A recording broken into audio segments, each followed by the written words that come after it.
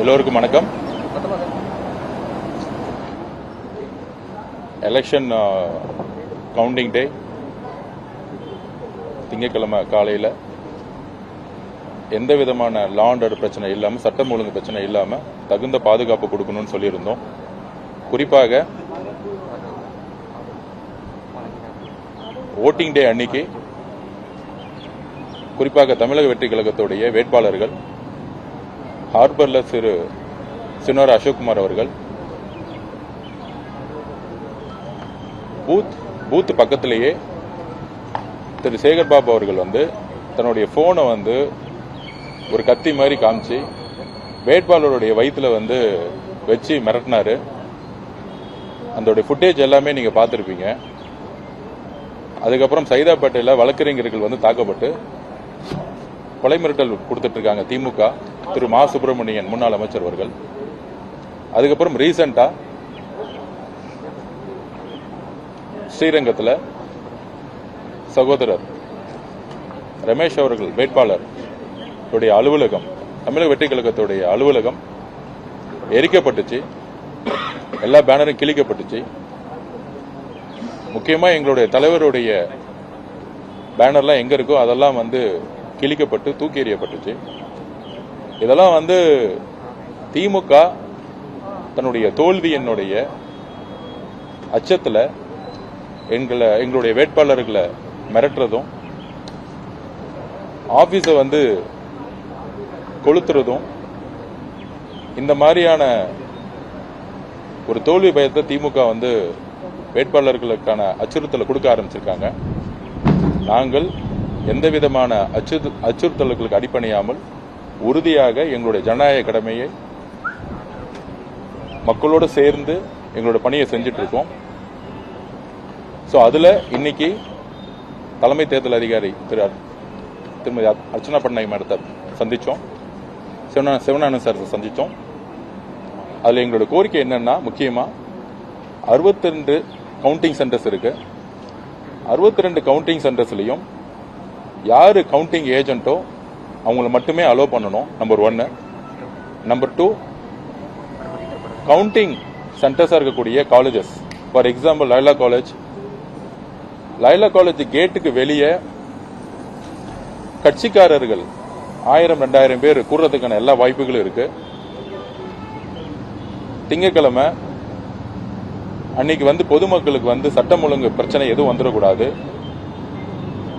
அப்ப லைலா காலேஜ் கேட்டுக்கு வெளியே, அதாவது அனைத்து சென்டர்ஸுக்கும் வெளியே சுமார் 1 கிலோமீட்டர் தொலைவுக்கு, 1 கிலோமீட்டர் ரேடியஸுக்கு எந்த விதமான கூட்டமோ, எந்த விதமான கட்சிக்காரர்களுடைய நிர்வாகிகளோ தொண்டர்களோ கவுண்டிங் சென்டர் பக்கத்தில் இருக்கவே கூடாதுங்கிறத நாங்கள் வேண்டுகோள் விடுச்சோம்.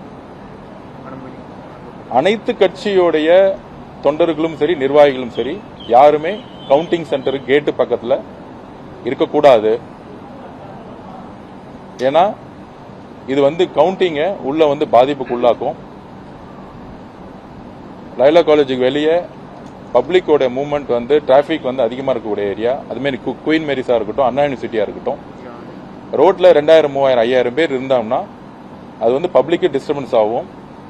அதுக்கப்புறம் திமுக மாதிரி இருக்கக்கூடிய கட்சிகள் உள்ள இருந்து தகவல் கொடுத்து ஏதோ ஒரு கலவரத்தை உருவாக்கக்கூடிய ஒரு சூழ்நிலை வாய்ப்பு இருக்கு. அதனால கவுண்டிங் சென்டர்ஸுக்கு பக்கத்தில் 1 கிலோமீட்டருக்கு யாருமே இருக்கக்கூடாது அப்படிங்கிறத நாங்கள் பதிவு பண்ணோம். இது பப்ளிக்குக்கும் சரி, போக்குவரத்துக்கும் இடைஞ்சலா இருக்கக்கூடாதுன்னு நாங்கள் சொல்லியிருக்கோம். ஈவினிங் 6 மணிக்கு மேல வெற்றி பெற்ற வேட்பாளர்கள் அந்தந்த கட்சியில போய் அவங்க தொண்டர்களோட கொண்டாடலாம்.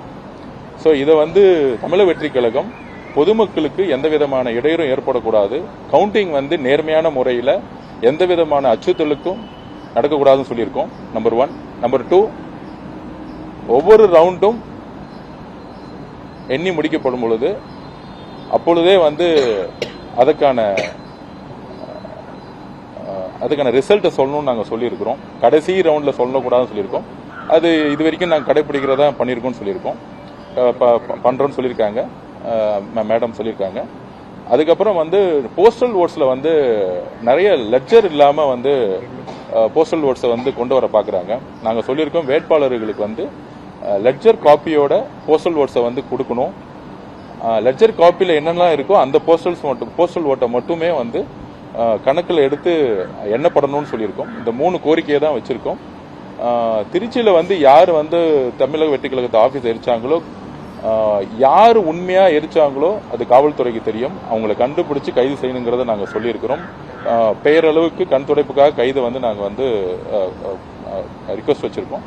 இந்த 3 கோரிக்கையும் உடனடியாக வந்து சரி செய்ய சொல்லியிருக்கோம். அதில் முக்கியமான கோரிக்கை 1 கிலோமீட்டருக்கு யாருமே எந்த கட்சிக்காரர்களும் கவுண்டிங் சென்டர் கேட்டுக்கு வெளியே நிற்கக்கூடாதுங்கிறத நாங்கள் பதிவு பண்றோம். பொதுமக்களுடைய பாதுகாப்புக்கும் சரி, கவுண்டிங் வந்து அமைதியான முறையில் நடக்கிறதுக்கும் சொல்லியிருக்கோம். இதுதான் இன்னைக்கு மேடம் கூட டிஸ்கஷன்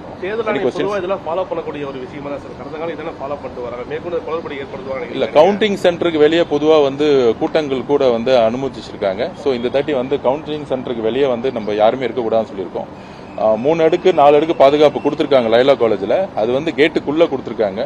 பொதுவா வந்து ஒரு கிலோமீட்டர் வரைக்கும் யாருமே வந்து எந்த குரூப் எந்த கட்சிக்காரங்களும் ஒரு குரூப்பா வந்து 1000-2000 பேர் வந்து கூடாத இருக்க வரைக்கும் கவுண்டிங் சென்டர்ல எந்த பிரச்சனை இருக்காது. அதை வலியுறுத்தி இருக்கோம். உடனடியாக அவங்க வந்து நாங்க ஆக்ஷன் எடுக்கிறோம்னு சொல்லியிருக்கோம். இந்திய தேர்தல் ஆணையம் வந்து முதல் முறையாக வந்து QR கோட் இந்த வாக்கு எண்ணிக்கை போது அந்த ஏஜென்ட்டுக்கு வந்து QR கோட் வந்து வழங்கியிருக்கு. முதல் முறையாக நீங்க எப்படி பாக்குறீங்க? இல்ல, இது நாங்க ஆல்ரெடி வலியுறுத்தினது தான். கவுண்டிங் சென்டர்ல கவுண்டிங் ஏஜென்ட்ஸ் தவிர யாருமே இருக்கக்கூடாதுன்னு சொல்லியிருக்கோம். அதுதான் வந்து எலெக்ஷன் கமிஷன் ஃபாலோ பண்ணியிருக்காங்க. QR கோடை வந்து நாங்கள் வரவேற்கிறோம். வாக்கு மையங்களில் மாநில மேற்பார்வையில் நீக்கணும் மம்தா பானர்ஜி சொல்லியிருக்காங்க. சுப்ரீம் கோர்ட் வந்து உத்தரவு வந்திருக்கு. அவங்க மம்தா போட்ட கேஸில் வந்து சொல்லியிருக்காங்க அது மாநில அளவில் பணியாற்ற அலுவலர்களையும் அனுமதிக்கணும் அப்படின்னு சொல்லியிருக்காங்க. இல்லை, இன்னைக்கு ஆர்ஓஸ் எல்லாமே மாநில அளவில், தமிழ்நாட்டை பொறுத்த வரைக்கும் மாநில அளவில் இருக்கிறவங்க தான் இருக்கிறாங்க. ஸோ அதனால தமிழ்நாட்டை பொறுத்த வரைக்கும் எந்த பிரச்சனை இல்லை. குறிப்பா வெஸ்ட் பெங்கால்ல அந்த இஷ்யூஸ் அவங்க ரைஸ் பண்ணியிருக்கிறாங்க. கண்டிப்பா வந்து எங்களை பொறுத்த வரைக்கும் ஒரு நேர்மையான ஒரு தேர்தலை வந்து நடத்தணும். கண்டிப்பா மம்தா பானர்ஜி மேடம் உடைய குரலுக்கு நாங்க வந்து செவிசாய்க்கிறோம். குழந்தைகள் மையப்படுத்தின பிரச்சாரம்